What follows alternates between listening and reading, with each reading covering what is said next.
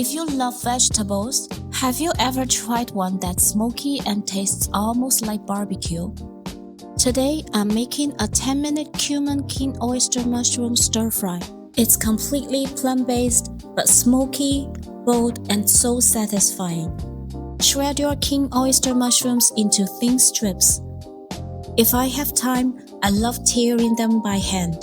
It's surprisingly relaxing, and the texture becomes almost like shredded chicken. If that feels like too much work, just slice them thinly and cut into strips.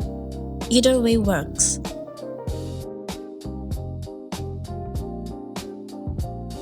Slice one green and one red pepper into similar-sized strips. I'm using a spicier pepper today. It really boosts the flavor of this dish. Remove the seeds if you prefer less heat.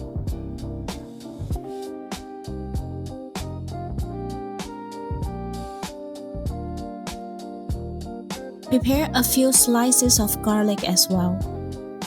Heat the pan over medium-high. Add a small amount of oil or no oil at all. Start by dry sauteing the mushrooms. Keep stirring, and you'll see the mushrooms start to soften and release a lot of moisture. Mushrooms contain a lot of water. If you cook them first without much oil, they'll release their moisture early. This prevents them from watering down the flavor and making the dish soggy later on. And it gives them a firmer, meatier texture that absorbs seasoning better. Continue cooking until most of that moisture evaporates and the edges begin to caramelize slightly. Push the mushrooms to one side of the pan. Add a little oil, then the garlic. Stir until fragrant, then mix everything together. Add the peppers and stir briefly. We want them slightly tender but still crisp.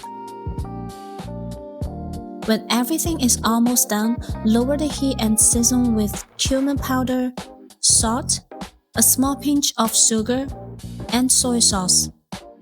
If you enjoy heat, you can add a little chili powder.